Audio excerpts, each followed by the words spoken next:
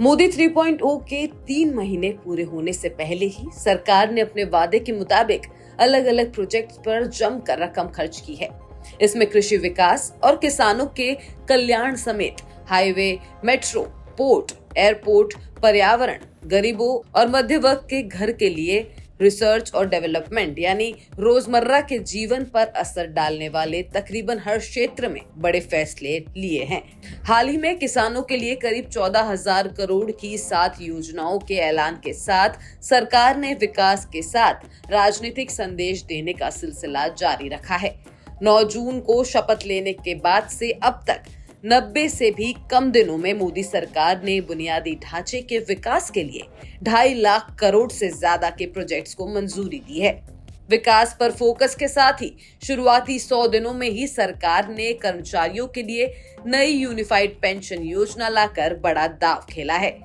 इस पेंशन योजना से 23 लाख केंद्र सरकार के कर्मचारियों को फायदा होगा। पहले 100 दिनों में ही सरकार ने ग्रामीण अर्थव्यवस्था को नई धार देने के साथ ही न्यू इकोनॉमी से जुड़े महत्वपूर्ण फैसले लेने से भी कदम पीछे नहीं किए हैं।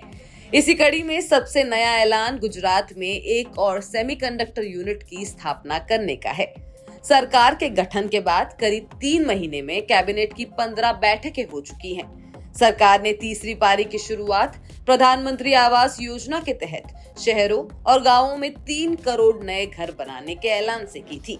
इसके तहत केवल गांवों में अगले 5 साल में 2 करोड़ घर बनाए जाने हैं, जिन पर 2.30 लाख करोड़ रुपए खर्च होंगे। बाकी 1 करोड़ घर शहरों में बनेंगे। रियल एस्टेट डेवलपर्स भी सरकार के इस कदम की जमकर तारीफ कर चुके हैं। अगर सरकार के पहले 100 दिनों के काम पर नजर डाले तो इसमें किसानों के लिए एमएसपी वाली सभी फसलों पर 100 रुपए से लेकर 550 रुपए तक की बढ़ोतरी का फैसला शामिल है। हाईवे और एक्सप्रेसवे निर्माण के पहले 100 दिनों में ही 50,000 करोड़ रुपए से ज्यादा के 8 कॉरिडोर को मंजूरी दी गई है। इनमें अयोध्या में एक बाईपास और कानपुर में रिंग रोड भी शामिल है। शुरुआती 100 दिनों में ही वाराणसी एयरपोर्ट के विकास पर 2,869 करोड़ रुपए खर्च करने की मंजूरी दी गई है। मेट्रो के भी कई बड़े प्रोजेक्ट्स को सरकार से मंजूरी मिली है, जिनमें बेंगलुरु में 2 नए कॉरिडोर, थाने में इंटीग्रल मेट्रो रेल और पुणे में मेट्रो प्रोजेक्ट का विस्तार शामिल है। इन पर 30,000 करोड़ रुपए से ज्यादा खर्च होंगे। इसके अलावा 12 इंडस्ट्रियल सिटीज के निर्माण के लिए करीब 35,000 करोड़ के निवेश का ऐलान भी बीते हफ्ते किया गया। अब देखना यही है कि सरकार 2047 तक विकसित भारत के लक्ष्य के लिए किस तरह से 100 दिनों जैसी स्पीड बनाए रखेगी, जिससे रोजगार और महंगाई जैसी समस्याओं पर काबू पाया जा सकेगा। आपको हमारी ये खबर कैसी लगी, कमेंट सेक्शन में जरूर बताएं।